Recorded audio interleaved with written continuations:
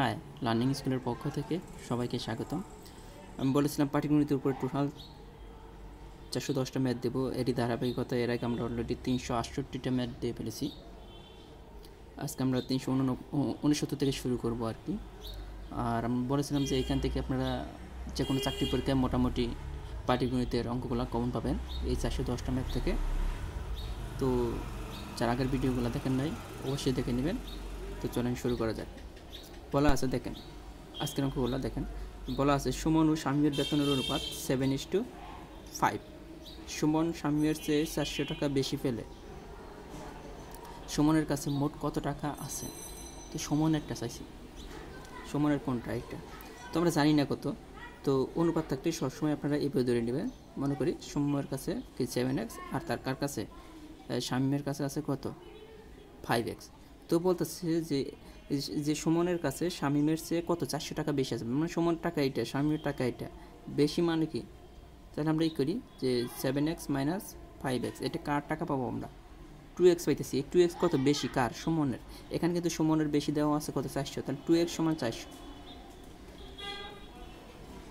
এখান থেকে আপনি x এর মানটা বের করে ফেলেন, দেখেন 400 নিচে চলে আসবে 2, তার মানে কাটাকাটি করলে আসবে 200। তার মানে x এর মান যদি 200 হয় তাহলে সুমনের কাছে বলছে কত টাকা ছিল, বা সুমনের কাছে কত টাকা আছে। দেখেন 7 ইন্টু x এর মানটা বসাই দেন, 200 সমান কত, 7 দুগুণে 1400। আমাদের কিন্তু এটা বের করতে পারেন নাই, তাহলে আমাদের অ্যান্সার কিন্তু এটা চলে আসছে। এখন যদি বলতে স্বামীর কত টাকা ছিল, জাস্ট আপনি কি 5x-কে 5 ইন্টু কত দ্বারা, এই 200 দ্বারা গুণ করে দিলে আমাদের হয়ে যেত কত, 1000। এটা চাই নাই, আমাদের চাইছে শুধু যে সুমনের কত টাকা ছিল। এই ছিল অঙ্কটা। মূলত আজকে অনুপাত থেকে সবগুলো অঙ্ক দেওয়া হয়েছে, কারণ অনুপাত থেকে একটা না একটা অঙ্ক আসে। অবশ্যই ভিডিওটা প্রথম থেকে শেষ পর্যন্ত দেখবেন। এখানে বলছে দুইটা রাশির অনুপাত 6:11। তো উত্তর রাশি 99 হলে পূর্ব রাশি কত? অনুপাতের সাপোজ এই যে অনুপাত দেওয়া আছে 6:11, এটাকে বলা হয় পূর্ব রাশি। প্রথম যারা এটা পূর্ব রাশি, আর এটা হচ্ছে উত্তর রাশি। দেখেন এই অনুপাতটাকে চেঞ্জ করা হয়েছে। এই অনুপাতটাকে চেঞ্জ করে দেখেন আমাদের কী দেওয়া আছে যে উত্তর রাশি যদি 99 হয়, উত্তর রাশি কোনটা? পরেরটা।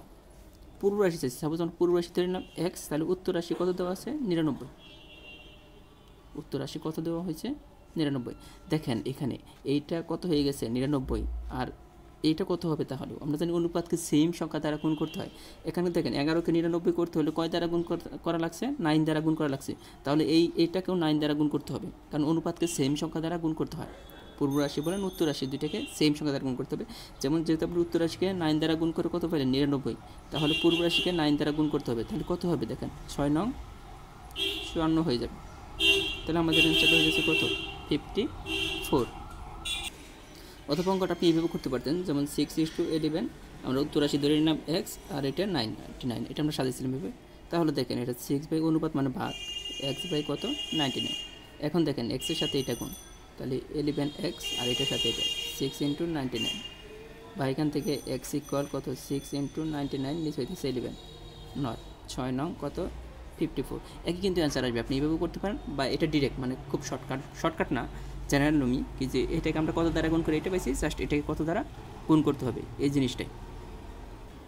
খুব মজার একটা অঙ্ক, বাংলাদেশ ব্যাংকে আসছে, ইভেন কি অন্য অনেক চাকরি পরীক্ষায় আসছে। এটা দেখেন যে একটি পাত্রে লাল ও সবুজ বলের অনুপাত 3:1। পাত্রে যদি শুধু দুই ধরনের বলই থাকে, মানে লাল আর সবুজ বলই থাকে, তবে নিম্নের কোনটি সর্বমোট বলের অনুপাত হতে পারে না? এখানে কোনটা সর্বমোট বলের অনুপাত হতে পারে না? এখানে দেখেন আমাদের পাত্রে যে বল আছে ওইটাকে 3:1 অনুপাতে ভাগ করে দিতে বলছে, তার মানে 4 ভাগ করতে বলছে, কারণ হচ্ছে 3 + 1, মোট 4 ভাগ করতে বলছে। পাত্রে যে বল আছে এই 4 ভাগ করতে হলে আমরা জানি না কয়টা বল আছে, তো বলছে 4 ভাগ করতে হবে। 4 দ্বারা যে সংখ্যাটাকে নিঃশেষে ভাগ যাবে না ওইটা কি বলের অনুপাত হতে পারে না। অনুপাত হতে হলে অবশ্যই এই তাদের যে 3:1 = 4, এই 4 দ্বারা নিঃশেষে ভাগ যাইতে হবে।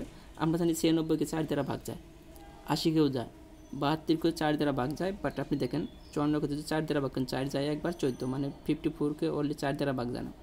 দেখেন 4 যদি 1 14, মানে 3 4 কত, 12, এটা নিঃশেষে ভাগ যায় না, একমাত্র 4। তাহলে আমাদের অ্যান্সার হতেছে কত, 54। এটা কখনো কি অনুপাত হতে পারে না। অনুপাত হতে হলে অবশ্যই ওই সংখ্যাটাকে কি 4 দ্বারা নিঃশেষে ভাগ দিতে হবে। এখানে কিন্তু 4, অনেক সময় 5:2 যদি 2 থাকতো তাহলে 7 দ্বারা, তাহলে এই দুটো যোগফল যা হবে এরকম করে চেঞ্জ হয়ে আসতে পারে। হতাশ হওয়ার কিছু নেই, পরীক্ষা হলে অবশ্যই কম পাবেন আপনারা।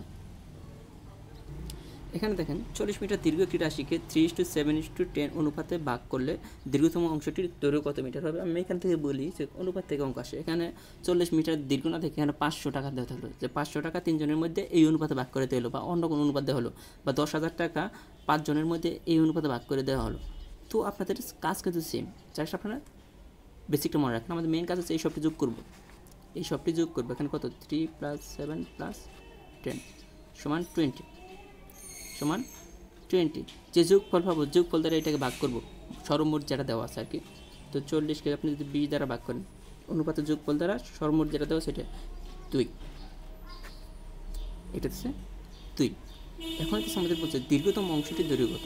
এই যে অনুপাত দেওয়া আছে, আপনি এই 2 দ্বারা প্রত্যেকটা অনুপাতকে গুণ করে দেন। এই অনুপাতকে যদি গুণ করেন তাহলে কত 2 3 × 6, এটাকে করলে 14 আর এটাকে করলে 20। এটার মধ্যে বলছিল হচ্ছে দীর্ঘতম অংশটির দৈর্ঘ্য কত। তো দীর্ঘতম অংশটির দৈর্ঘ্য কত 20। আপনি দেখেন আমরা 40 মিনিট এখানে 40 কিন্তু মিলে গেছে, এখানে 20 আর 6 14 কত 20, 20 40 মিটার মিলে গেছে। তার মানে আমাদের অনুপাত ছিল এটা। তাহলে আমি প্রথমে কাজ হচ্ছে সবটি যোগ করবো, যোগ করে যে সর্বমোট যে সংখ্যাটা দেওয়া আছে ওইটাকে আমরা কী করবো, ভাগ করবো। ভাগ করার পরে যে ভাগফলটা পাবো ওইটা দ্বারা আবার অনুপাতকে গুণ করে দেখবো, যে এখানে সর্বনিম্ন বলতে পারে, সর্বোচ্চ চাইতে পারে। যদি সর্বনিম্ন বলতে তাহলে 6, তো সর্বোচ্চ চাইছে আমাদের কত হবে 20। মোটামুটি আসলেও খুবই ইজি, আপনাকে বুঝতে হবে ব্যাপারটা। দেখেন এখানে বলা আছে 3,9,4 এর চতুর্থ সমানুপাতি কত। চতুর্থ সমানুপাতি যাচ্ছে, তাহলে আমরা জানি অনুপাতের কত কত কীভাবে জানি 3:9 = 4:, চতুর্থ সমানুপাতি আমরা ধরে নিলাম x, 3:9 4:x। এখান থেকে আগের মতোই দেখেন 3/9 লিখতে পারেন 4/x। আমি বলছিলাম যে ভাগাকার লেখা যায়, তাহলে 3x সমান কত 9 × 4। এখান থেকে যদি x = 9 × 4/3, 3 × 3 = 9, তাহলে 3 4 কত 12, আমাদের অ্যান্সার হয়ে যাচ্ছে 12। এই চতুর্থ সমানুপাতি এগুলোও আসে, আপনার প্রত্যেকটা জিনিসই জানা থাকতে হবে পরীক্ষার হলে, কারণ কোনটা সেটা বলা যায় না। এই জন্য প্রত্যেকটা নিয়ম থেকে একটা একটা করে দেখানোর চেষ্টা করতেছি। তো অবশ্যই এখানে চেঞ্জ হয়ে আসতে পারে, তো অবশ্যই আপনাকে মনে রাখতে হবে। এখন আসেন খুবই ইম্পর্টেন্ট একটা অঙ্ক, 9 ও 16 এর মধ্য সমানুপাতি কত। মধ্য সমানুপাতি কত, তো মধ্য সমানুপাতি আমাদের চাইছে। তো মধ্য সমানুপাতি নির্ণয় করতে, মধ্য সমানুপাতি নির্ণয়ের জন্য মধ্য সমানুপাতির জন্য আপনাকে একটা সূত্র মনে রাখতে হবে। এর সূত্র হচ্ছে b² = AC, b² = AC বা b = AC, এটা মনে রাখতে হবে। b² = AC বা b এটা হচ্ছে মধ্য সমানুপাতি, বিটা হচ্ছে মধ্য সমানুপাতি, আর এইটা হচ্ছে যে দুইটা দেওয়া থাকবে, অপর যে সমানুপাতি আছে ওই দুটো দেওয়া আছে, যেমন বিটা হচ্ছে মধ্য সমানুপাতি।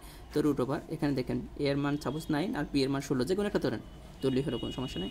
সাপোজ a এর মান আমি 9 দিলাম, b এর মান 16। এই যে এটা থেকে যা বের হবে, যেখানে আমরা 9কে রুট করলে হয় 3 আর 16কে রুট করলে হয় কত 4, তাহলে 3 4 কত 12। কিন্তু খুব সহজে বের হয়ে যায়। মধ্য সমানুপাতি নির্ণয়ের সূত্রটা আপনাকে মনে রাখতে হবে, b² = AC। তো b = √AC হয়, কারণ এই সাইডে স্কোয়ার তুলে দিলে এই সাইডে যে রুট হবে। তো 9 × কত 16 হচ্ছে, তার মানে 3 × তো আপনাকে মেইন কাজ হচ্ছে এই b² = AC, যেখানে বিটা হইতেছে মধ্য সমানুপাতি আর অপর দুইটা প্রান্ত সমানুপাতি, যে দুইটা দেওয়া থাকবে। মধ্য সমানুপাতি থেকে অঙ্ক আসতেই পারে, মানে খুবই কমন। পরের অঙ্কটা দেখেন, মিতা ও আজিজের নম্বর অনুপাত 3:4 এবং আজিজ ও রিতার নম্বর অনুপাত 6:7 হলে মিতা ও রিতার, দেখেন মিতা আর শেষেটা চাইছে, মাঝখানে আজিজ বাদ দিতে বলছে। তাহলে আমরা প্রথমে লিখবো যে মিতা কত কে আজিজ কত অনুপাত দেওয়া আছে ওইটা লিখে ফেলেন 3:4। তারপরে দেওয়া আছে দেখেন যে আজিজ রিতা, আজিজ রিতা এটা দেওয়া আছে কত 6:7। এখন দেখেন কাকে বাদ দিতে হবে, আজিজ কমন ছিল, এখানে দেখেন প্রথমটার মধ্যে আজিজের অংশ কত 4, দ্বিতীয়টার মধ্যে আজিজের অংশ কত 6। তো এই যে এখানে এটা করতে হবে, দ্বিতীয় অংশে যে আজিজের অংশ, আজিজ তো কমন দুইটার মধ্যে আসেই। তো দ্বিতীয়টার মধ্যে মানে এটার মধ্যে যেখানে আজিজের অনুপাত 6 আছে, এই 6 দ্বারা এই সম্পূর্ণটাকে গুণ করতে হবে।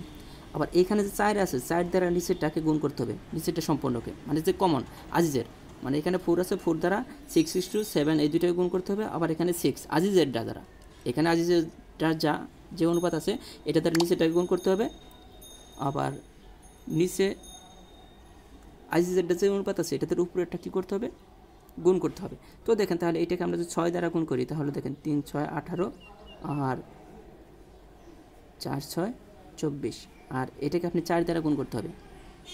এটাকেও নিচেরটাকে কয় দ্বারা, সাইজের অংশ 4, তাহলে হচ্ছে কত 4 6 24 আর নিচে হচ্ছে কত 4 7 28। এখন দেখেন আজিজের অনুপাত মিলে গেছে দুইটা, এটা মেলানোর উদ্দেশ্য আমাদের ছিল। তো তাহলে আমরা লিখতে পারি যেহেতু মিলে গেছে এই দুইটা কাটাকাটি করে দিতে পারি, মানে এই দুটো বাদ। তাহলে আমাদের হইতেছে মিতা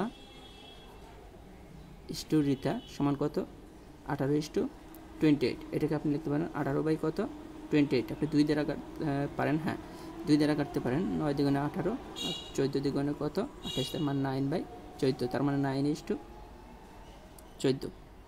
তো আমাদের 9:14 বেরিয়ে পড়ছে। এই ছিল আমাদের মানে আজকের যে অঙ্কটা। এই অঙ্কটা কিন্তু অনেক কমন, এটা আসবে পরীক্ষায়। তো আশা করি ভিডিওটা ভালো লাগছে। যদি ভালো লাগে অবশ্যই বন্ধুদের সাথে শেয়ার করবেন। আর